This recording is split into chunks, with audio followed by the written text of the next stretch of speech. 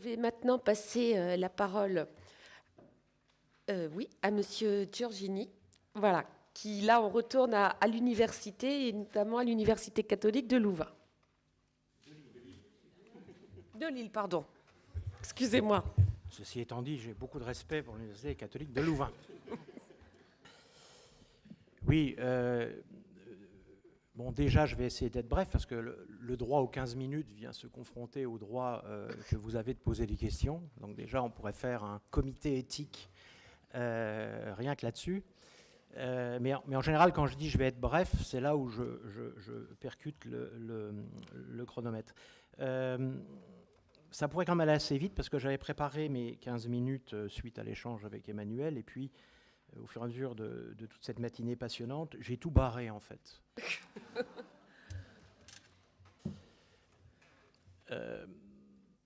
Parce que plein de sujets évidemment ont été évoqués. L'apport que je peux peut-être aujourd'hui, la valeur ajoutée à la limite que je peux peut-être aujourd'hui espérer apporter à ce débat, c'est d'abord parler un peu du travail que nous avons fait, que nous faisons. Hein, la Catho de Lille, comme on dit aujourd'hui, a l'un des plus grands laboratoires de recherche, labellisés d'ailleurs par l'État en tant qu'équipe d'accueil sur les questions éthiques, et notamment éthique et transhumanisme, 25 chercheurs temps plein, hein, qui travaillent de beaucoup de disciplines sur ces questions. Et donc, également, un travail très important que nous faisons sur les enjeux dans le domaine de l'éducation, qui ont été évidemment évoqués, en sachant que probablement, quand on parle d'éducation, on a souvent tendance à parler des jeunes, mais je pense que l'enjeu d'éducation, il est probablement plus global que l'enjeu pour les jeunes. Alors, revenir sur 2-3 éléments des différents ouvrages que j'ai pu commettre. Le premier, c'est que je voudrais peut-être insister sur le travail que nous avons fait pour montrer que tout ça est très compliqué en ce sens que nous sommes sur une systémique. C'est-à-dire que je pense que d'isoler, on l'a vu ce matin, l'intelligence artificielle, comme dans le rapport Villani, ou les questions de la biologie, de l'éthique biologique, et de toutes ces systémiques technoscientifiques. On voit bien qu'au cœur, on a cette espèce de puissance numérique qui est, qui est non linéaire, qui est en train d'exploser littéralement. On parle même maintenant, mais j'y reviendrai un peu, de la force quantique, c'est-à-dire de capacité de puissance absolument même inimaginable, que l'homme d'ailleurs n'a aucun espoir de pouvoir programmer avec son propre cerveau, d'où le deep learning, etc. Et puis cette interaction avec au fond les 3 grandes révolutions dont nous parlons ce matin, c'est-à-dire les neurosciences et le pendant technologique, les neurotechnologies, les sciences du gène et les biotechnologies, et puis les sciences du nanométrique et les nanobiotechnologies, hein, ce qu'on appelle les nanosciences. Et on voit comment toute cette interaction fait système avec l'intelligence artificielle qui est en train de faire un retour après un hiver rude. Ce qui m'amène peut-être à dire que la question du droit va être infiniment compliquée parce que je pense que nous entrons dans quelque chose où la prospective est extrêmement complexe. C'est-à-dire qu'il peut apparaître dans des angles morts de véritables révolutions ou de véritables questions redoutables d'un point de vue éthique qu'on ne voit pas. Et il n'est pas impossible aussi que dans ce monde systémique de l'imprédictibilité, des choses qui nous paraissent absolument ahurissantes finalement se développent d'une façon plus posée. Et donc, ça pose une question du droit, parce qu'on parlait de l'occurrence, de la revisite des questions du droit. Peut-être que l'occurrence, la vitesse en quelque sorte, ou le temps incontournable, incompressible du droit, n'est peut-être plus tout à fait adapté à cette fulgurance. Hein. Mon premier livre s'appelait « La transition fulgurante », non seulement en termes de temporalité, mais aussi en termes d'ampleur. Car comment nos politiques, hein, je rappelle que ce centre de recherche éthique est essentiellement financé par la force publique et par des politiques qui disent nous devons monter en puissance, on ne peut plus simplement s'appuyer sur des experts pour au fond se faire une idée là-dessus. Il nous faut rentrer dans les sujets, vraiment rentrer dans les sujets, faire l'effort de la pensée.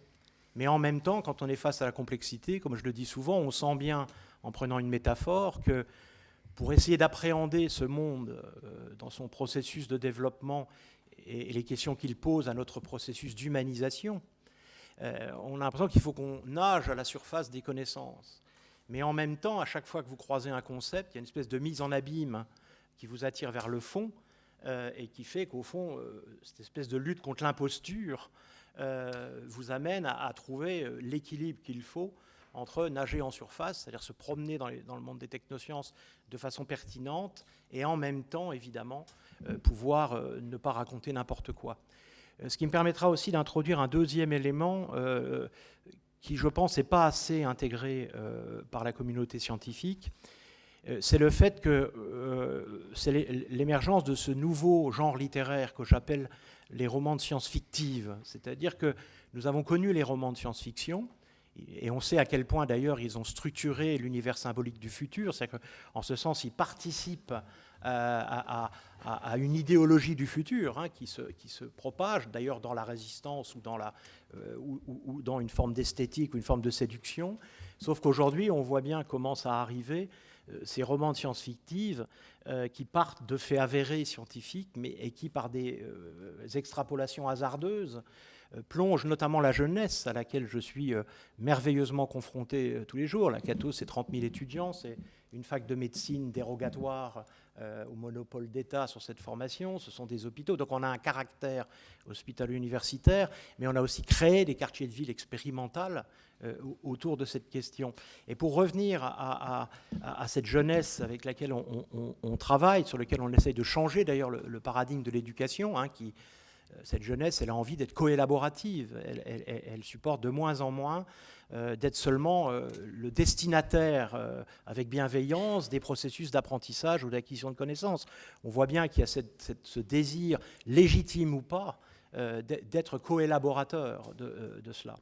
Et le problème, c'est que du coup, le terrain est extrêmement vulnérable pour cette science fictive. Moi, je suis absolument stupéfait de voir comment une jeunesse à Bac+5 peut, par exemple, ne plus raisonner en ordre de grandeur, ou même avoir la question de la langue. Je rappelle que la langue, s'il y avait une alerte éthique à faire en tête de toutes les autres, c'est la question de la langue.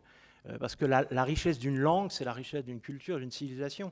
C'est l'accès à la modération, c'est l'accès à la nuance. Et Dieu sait, excusez-moi cette expression, on va avoir drôlement besoin d'un accès à la nuance et à la modération dans ce qui est en train de se dessiner. Et donc je crois que là, il y a un devoir des scientifiques de tout domaine de faire un rappel à la réalité, c'est-à-dire de peut-être dénoncer. Nos amis nord-américains ont cette capacité historique de jeter le cochonnet de la science extrêmement loin dans les rêves qu'elle pourrait assouvir, qui, je rappelle d'ailleurs, sont souvent portés, j'aime beaucoup Gunther Anders de ce point de vue-là, par ce rêve de la toute-puissance, de la maîtrise, je dirais sans partage, de la domestication de l'homme par lui-même, donc porté par ces forces qui conduisent à des scientismes complètement délirants, de l'idée qu'on pourrait même épuiser le réel par sa mathématisation. Il y a même des gens tout à fait sérieux dans les neurosciences qui pensent élaborer une théorie unifiée de l'esprit, alors qu'au fond, la séparation de la physique et de la métaphysique est extrêmement récente dans l'histoire de notre processus d'humanisation. Et donc, on voit bien que ces questions sont absolument redoutables et qu'il faudrait que non pas la vérité scientifique, mais que la réalité objective permette aussi de prendre la parole pour amener peut-être des jeunes à être moins dans des extrapolations absolument incroyables, qui n'est pas questionné par la connaissance, qui est questionné uniquement à partir de l'opinion de certains, de l'information que l'on voit sur Internet, des données qui sont extrêmement disponibles. Or, notre premier rôle d'éducateur, je pense qu'on en conviendra, c'est d'accompagner cette chose merveilleuse qui est l'accès à l'autonomie de conscience. Et ça passe par la transformation des données, de l'information et de l'opinion en connaissance. Et ce processus, il est bouleversé aussi par le numérique. Complètement. Je dis souvent l'instituteur de notre jeunesse, moi quand j'allais à l'école, 95% des informations et des données dont il avait besoin pour me faire accéder à la connaissance, c'est lui qui les maîtrisait. Quand je revenais à la maison, c'est moi qui apprenais des éléments de géographie, d'histoire, etc. à mes parents. Aujourd'hui, ça s'est complètement inversé, c'est-à-dire que le jeune arrive avec toute une infobésité de données et d'opinions, et il arrive dans l'espace... Oui, j'ai bien vu votre allusion sur l'obésité. Je vous rassure tout de suite, parce qu'il n'est pas nécessaire d'être triste pour être efficace. J'ai été obèse, mais je suis guéri.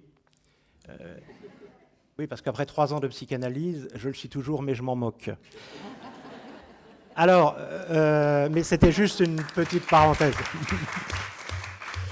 Oui, donc pour revenir à des choses peut-être plus sérieuses, on voit bien que cette question est assez redoutable et qu'on a un devoir, je dirais, d'éducation qui devient incroyablement urgent, et notamment cette question évidemment du langage. La deuxième question, qui pour moi est fondamentale, en dehors de toutes celles qui ont été posées, hein, j'essaie de me mettre un peu éclairer ce qui me semble être intéressant d'éclairer. La deuxième question, évidemment, c'est la question de la normativité du droit, par le fait que cette explosion technoscientifique, elle n'a pas lieu dans un terrain neutre qui ne serait pas lui-même en transformation. On voit bien qu'aujourd'hui, notre sociosphère est en train de complètement exploser, c'est une métamorphose, nous dit l'anthropologue Alain de Vulpian, et qu'on est en train de bouleverser tous nos rapports. Par exemple, l'effondrement des hiérarchies traditionnelles. Moi, je suis surpris de voir à quel point cette jeunesse, dans sa tête, a effondré la hiérarchie traditionnelle, la hiérarchie du savoir. Il n'est pas impossible à un jeune de 18 ans de se lever dans un amphi devant un professeur émérite. Moi, j'attendais d'avoir 2 DEA avant d'oser poser une question. Et si c'était pour poser une question, c'est sympathique, mais ça peut être simplement pour lui dire « Monsieur, je ne suis pas d'accord avec vous ». On a envie de lui dire « jeune con ». Hein, et donc on voit qu'il y a l'effondrement des hiérarchies implicites du savoir, l'effondrement des hiérarchies du pouvoir, avec toute la question de l'exercice du pouvoir politique, du pouvoir de ce qui émerge de la démocratie quantitative, et en même temps une remise en question et le sentiment, moi je le vois beaucoup quand j'en discute avec les jeunes, que cette démocratie-là, qui semble être trop quantitative, trop associée à la question des sondages, à la question de la réélection, etc., est en train de perdre complètement dans la jeunesse une forme de sacralité de ce qui faisait pour moi l'appartenance à une république. Et j'insiste laïque, parce que le fait que je suis président-recteur de la Cato pourrait peut-être éventuellement attirer certains d'entre vous sur des débats qui ne sont pas les miens. Donc je pense que cet attachement aux politiques, à l'exercice d'une autorité démocratique, aujourd'hui est en train de s'effondrer et qu'il faut le regarder tel qu'il est. Et il est en train de s'effondrer au profit de quoi? D'une demande plus forte qu'on ne le pense, de passer à une forme de contre-démocratie des consciences, c'est-à-dire que je crois, et ça a été dit ce matin, je ne peux qu'y souscrire, nous devons faire émerger une démocratie ou une contre-démocratie des consciences à l'échelle planétaire, puisqu'on voit que beaucoup de sujets, bon, je suis très proche de Patrick Vivray, donc je suis très proche de Dialogue en Humanité, etc. C'est-à-dire cette idée que nous avons, comme ça a été un peu le cas pour la COP21, la nécessité d'ouvrir des tiers-lieux, c'est-à-dire des lieux où nous pouvons tenter de réarticuler, au fond, par des lieux inclusifs, par des lieux où on a appris l'éthique de la modération et l'éthique du dialogue. Nous sommes très habermasiens dans les expériences que nous faisons. L'agir communicationnel, on y croit, même si de temps en temps, voilà, ça peut donner un certain nombre... Enfin, on ne résout pas tous les problèmes à chaque fois. Mais ce que je remarque avec les étudiants, et notamment avec nos expériences de Living Lab, par exemple à Humanicité, je rappelle que nous avons créé un quartier de ville où 2500 personnes handicapées, mentales, sociales, physiques, vivent avec 2000 personnes comme vous et nous, avec au milieu ce Living Lab, ce tiers-lieu, avec 3 chercheurs qui travaillent en permanence sur ce qui se passe dans ce lieu. On voit bien que cet agir communicationnel, c'est qu'à chaque fois qu'on organise autour d'un problème concret, je veux insister là-dessus, c'est-à-dire les jeunes également se mobilisent très rapidement et facilement quand ils sont face à une situation concrète.